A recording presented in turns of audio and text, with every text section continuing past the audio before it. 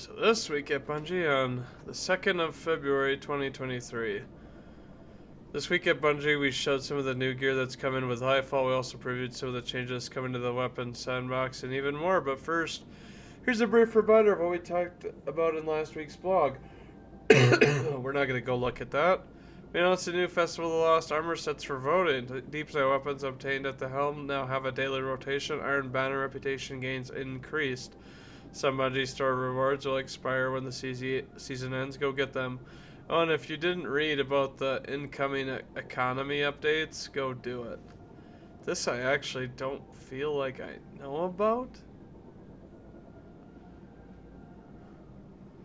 Oh, this is the shader thing? So yeah, it's cool that they're adding more shaders and giving Ada one more reason to go to her besides for synthweave quests, pretty much. Focus Vanguard weapons and armor. Yeah, that's really good.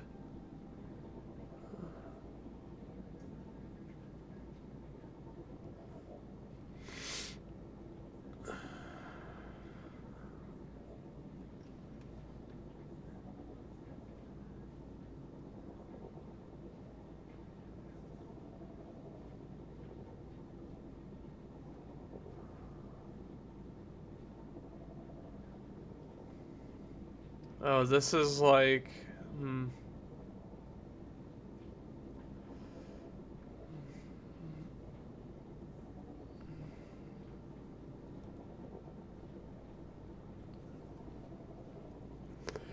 I really like what they're doing with this, but I do think it costs... I think it costs a little too much. Like, I see them bringing this down in a bit, honestly.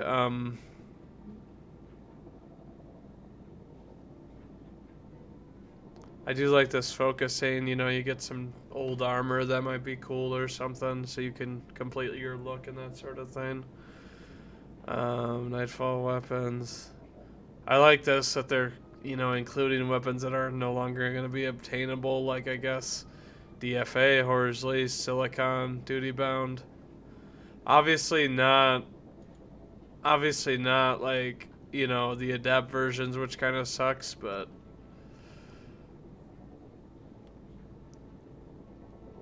good thing that they still make you complete these things in order to, you know, focus them. But yeah, no, I'm pretty sure I already know about this. Everyone kind of already knows about this. I do think it's a little expensive, is the only thing that I'll say about it.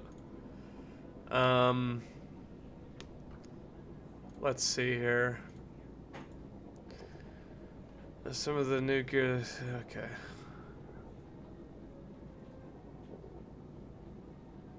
Exotic gear trailer.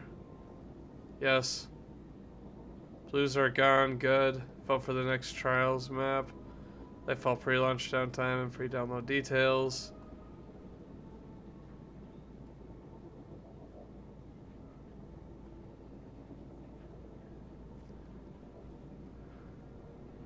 I'm pretty sure I already watched this and I'm not going to again. I'm gonna have a video coming on that with like a baseline reaction, but it wasn't like anything I think too insane. I think they're still leaving us a little bit to be desired and mystery. That's transparent to make targets within range. Load of burst bullets when hit firing projectiles track aggressively toward marked targets.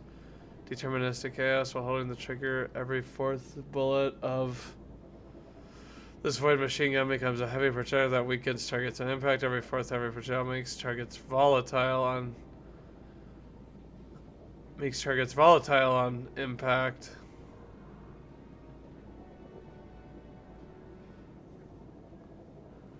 Yeah, I like this. It's kind of an interesting take on a gun that, like, you know, you could use for DPS, I guess. But it'll be interesting to see how well it works.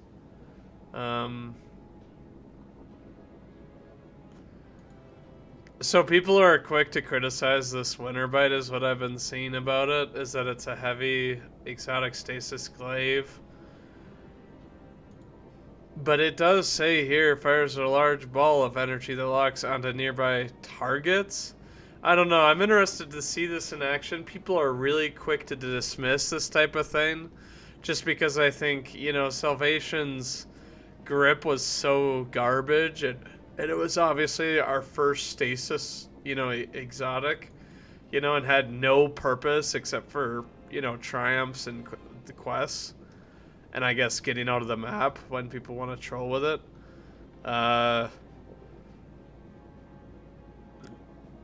Seer Tarakni's Facade is how I'm guessing you say this. After grappling, the Zion helmet gives extra protection as hunters gain body armor. Only body, head is still vulnerable, and flinch resistance.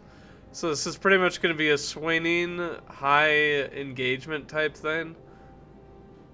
Which I think is cool. Obviously, like, you know, we were excited to get Strand and see all the sort of applications with it, and I mean they're obviously going to do probably a good amount of exotic armor that's geared towards Strand and that sort of thing.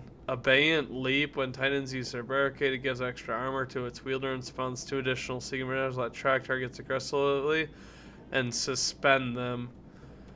So it's kind of interesting. This is, I don't know, this seems kind of OP, but we'll see. I can hardly imagine them.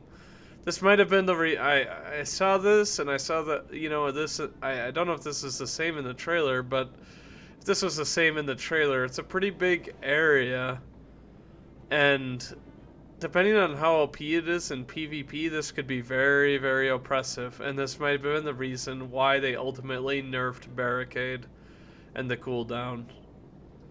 Swarmers, the new exotic leg armor allows Warlocks to create thread lines to infest and attack enemies after destroying a tangle. Seems really cool. Gonna be probably more of a PvE ad clear thing than a PvP thing in my eyes. But I mean, how you create the thread lanes, I guess we don't really know. Thread lanes are obviously a Strand concept that we have yet to actually like see to, you know, that much of an extent besides in the trailer. Some cool, okay. More exotic weapons and armor pieces come with Lightfall, and of course some cool legendary ones. We are keeping the details of both those undercover for now, but we have pictures to share. This looks really cool. Kind of looks like Cryosthesia in a way. Like Cryosthesia's kind of got the thread at the front, whereas this Strand, I mean, this isn't really a thread, but kind of a few laser points and that sort of thing. But yeah, this, I like this concept for the machine gun. Looks interesting. We don't really know, like, I guess what all the, to me, we don't really know what all the, you know, weapons are going to look like. Like, a lot of people were mad about, I guess, reskinned moon weapons, like Premonition, and, you know, that sort of thing in a earlier trailer. But I'm overall excited to know that they're going to have interesting looking things. I'm not going to lie, I feel like this thing looks more like a sword than a glaive. Obviously it's 3-pronged, but it's like, it looks like something more you would swing to the side than pierce with. Like, imagine how strong you'd have to be to actually pierce with this thing. I do like the concept. I think it's cool, but we'll see whether it's viable and not at all.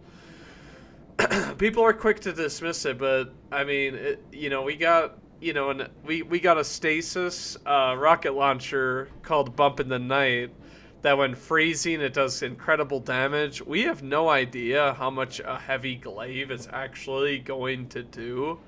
We obviously have like the heavy glaive they introduced this season, in Season of the Seraph. But you know, we have no idea how much damage this thing is going to do and how, you know, effective the shatter is going to be, or the projectile speed, or just anything. If it's that of like a I assume it's not going to be like that of a regular glaive because it would just shoot too fast.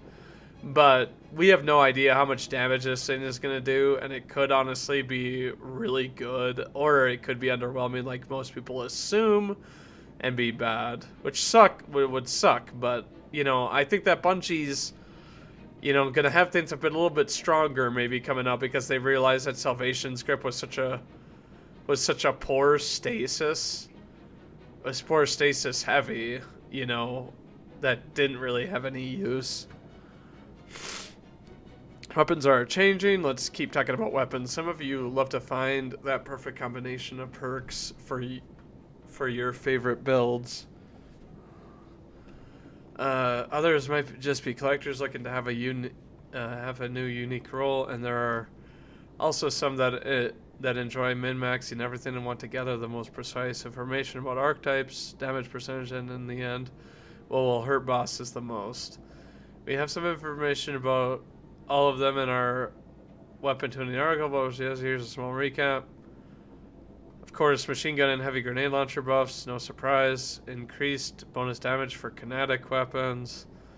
Legendary linear fusion rifle adjustments. Subclass verbs for more exotic weapons. Some tuning to various perks. Blues, bye blues is good. Honestly, I don't mind. I thank you for posting, but it's like I don't really, I'm not really gonna pay for promotion of my channel and that sort of thing. That's something I'm doing on my own. Thank you. But moving on from that chat message, earlier in Lightfall replay, I have tab powerful enemies instead drop glimmer and occasionally a purple engram whenever they would have dropped a blue engram to help keep your postmaster inventory clean. Additionally, we've recently boosted guns from the reputation games from other sources by 25% to help everyone rank up with Banshee 44 even faster. I think this is good because, to be honest with you, you need to be dismantling constantly and be grinding, and be getting legendaries to even make a dent in this. I feel, this season I didn't have my PC for, a few weeks because the cooling failed, but it's even for me, I was grinding a lot, and I only had one reset, by the time I was ranked season 250, and I know for a fact that there's a lot of people that they don't even reach that rank. It's just, and not everybody's gonna want to dismantle everything, I guess, but yeah, it's interesting. And I guess the other thing too is I didn't have anything to dismantle before this season to get a reset on Banshee type of thing. I think it's kind of pointless. But Lightfall maintenance downtime, it's going to be 24 hours. February 27th on the Tuesday. If needed, you can check your local time here. Players will be reminded of the downtime in-game and on our social media channel before it starts. They can pre-download Lightfall on platforms. Be advised that the download file will be large, but this new installation will improve load times and overall disk space usage will be smaller afterwards. So, I mean, it looks like they're compressing a lot of files, which is really good. Maybe helps the game run smoother. I know that some people really hate how long it takes to get into the tower. I know that even when I was on, I guess, console on, last gen, and I get it, it's last gen, type of thing. I was on, not an Xbox Series X, but an Xbox One X, and that sort of thing. And it's just the load times seem longer than they need to be, to get places, which I know that it's you're on the grind, and it just kind of puts you to sleep when you have to, wait for a load screen. But yeah, once the game is brought back online and Lightfall has launched, sign-in queues are expected, especially during the first hours and peak playtimes. Keep an eye on Bungie Help and Destiny 2 team for more information. Be sure to wrap up everything you want to achieve during Season of the Seraph before the downtime begins.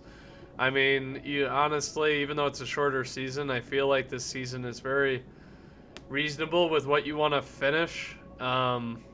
I think that they kind of learned, and I mean, obviously this is a shorter season, but it's last year with Season of the Lost, they kind of had, so much stuff. I even remember that I didn't even get the title, I guess, for, that Season of the Lost, from the seasonal, quests and that sort of a thing, just because there was so much to do and you had to be so diligent with it. And I mean, I guess it was a long season, but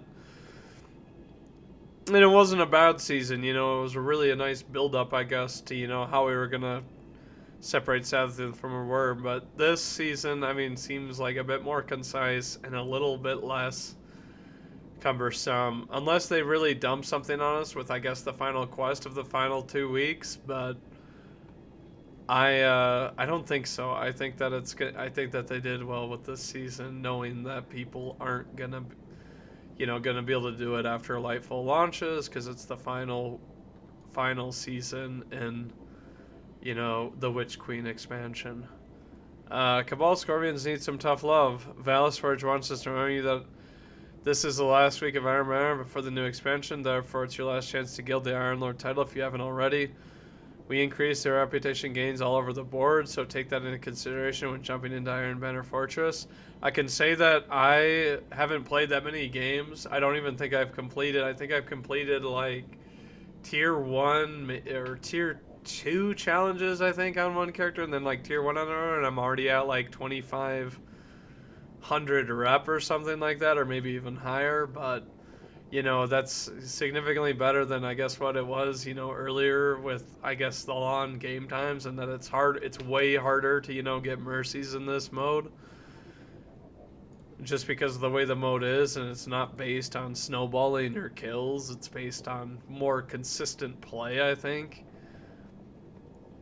But yeah, moving on, if you are more into the exclusive gear aspect of the event, you might want to grab some extra rolls of the weapons that are leaving the loot pool to make room for the next ones. The Iron Companion armor sets aren't going anywhere, but both the Frontier's Cry hand cannon and the Razor's Edge sword will go away to make room for the Bite of the Fox sniper rifle, reissued, and Jorm's Claw pulse rifle, which I don't know whether that's new or not. Oh, both new versions will have the Iron Banner origin trait and new perk combinations. And last but not least, remember that we announced that Iron Banner will be a 3-week event again starting in Season 20. We'll share more information about game modes and exact dates in the near future. I think this is better because it's like, to have it only twice really doesn't give you insane, like, grind opportunities, I feel like, for it. Like, 2 weeks, I mean, isn't, too minimal that it's bad. But I think that 3 weeks, it's like, each season is typically like 3 months, type of thing. Unless they're planning like this year where they have, a longer season. But I think, I don't know, with downtimes in the game, I think it's just more beneficial if each season is 3 months. Celebrating the Black History Month, the Black Hat Bungie inclusion code was created more than 2 years ago, and their mission is still clear: celebrate and uplift Black employees at the studio. They've never stopped working since then, both inside and outside of Bungie, creating several fundraisers and sponsorships. Today, they have an update to share with you as part of their celebration of Black History Month. Black Hat Bungie, hey Guardians. Black Hat Bungie is ready to celebrate another year of Black History Month. This last year was a great one for our inclusion club. Our membership grew exponentially. We've continued our partnership with Yale University to help them research to improve video graphics for skin and hair, as well as continue to be a sponsor of game devs of Color Expo. It's cool. As we move into the new year, we're looking to build up our internal community, especially with so many of the new memberships being remote. We're also working on ensuring that our club has a voice in the continued development of Bungie and its universes. You can show your support for the value of purchasing or be heard at the Bungie store and the EU Bungie store above. Let's go to the Southern Poverty Law Front. That's good. Polls are open. Once the polls are open, we'll vote on one of these 3 classic maps. Choose wisely: Fortress, Twilight, and Radiant Cliffs. I honestly don't even think I'm going to vote, but I think Radiant Cliffs, is going to be the map. Twilight Gap, I don't know. It's it's one of the, obviously one of the original D1 maps, and Fortress, I don't think anyone likes, and people are still tired of seeing back of the map Andes, I guess, type of thing. Whereas Radiant Cliffs is just better for how they've shifted PvP a little bit in the last, couple weeks. Or week, I guess But, yeah, I guess reminders. Let's see here. Important update being Tuesday, January 31st. If our displayer support begins seeing reports from players who had recently deleted characters concerning character progression loss upon the reappearance of previously deleted characters.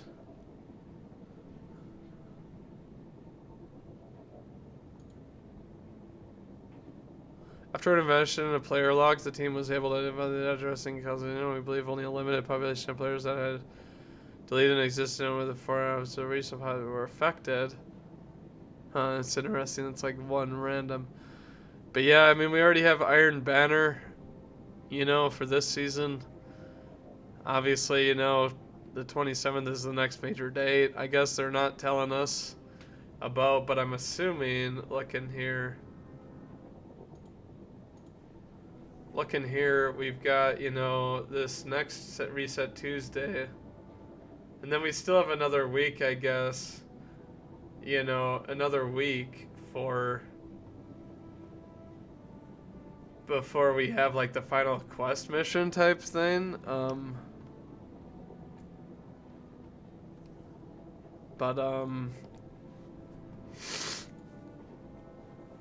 Looking at this, we make room in there.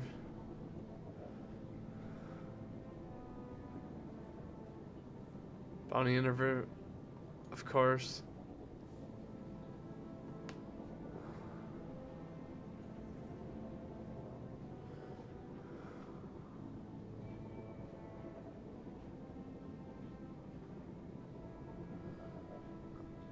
This is okay. Some really random stuff. Let's look here.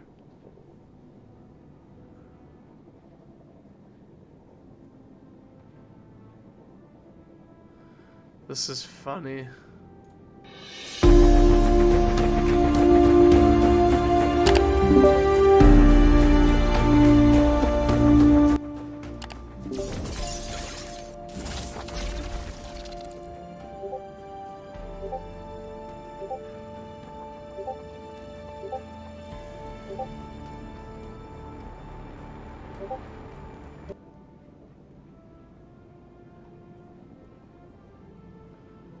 Interesting. Yeah, I actually don't think I'm gonna watch all 9 minutes. I didn't realize it was that long, but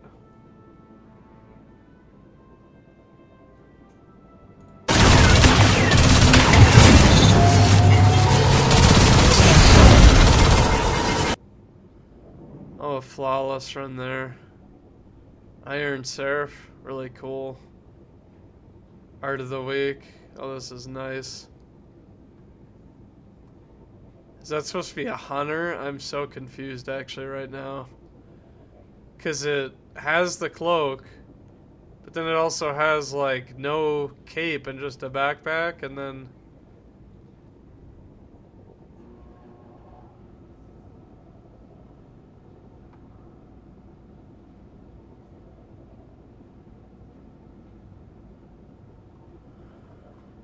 Perfect, but this is, I mean, overall this TWAB, I mean, really didn't tell us an insane amount. I think that, you know, they're going to leave us much to be desired, but it looks like the game is really going to be, I guess, ready to go for Lightfall.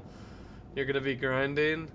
I guess one random thing that I'll mention is that I am going to be doing a 24-hour stream on Lightfall so that I can, you know, I'm probably not going to play the campaign the whole time.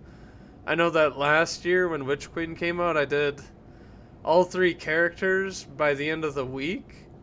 And they each took, I mean, roughly like 8 hours solo type of thing. But, you know, I'm not going to play, I'm probably not planning on doing that in the first 24 hours. Like, I remember last year when I did it with my hunter first, that I completed the campaign, and then I was even doing the Parasite quest the opening night. Who knows if they're going to do the exact same thing where they throw a random exotic quest, you know, along with it. I'm assuming they will. You know, who knows all the stuff that they'll introduce with the new planet, Saturn's moon, Neomuna. I think I always forget how to pronounce it. I feel really bad. But, yeah, I'm going to be doing a 24-hour. If you guys want to tune in, or you can't play, or you just want someone to chill with. But, yeah, now we're going to move on to, Iron Banner.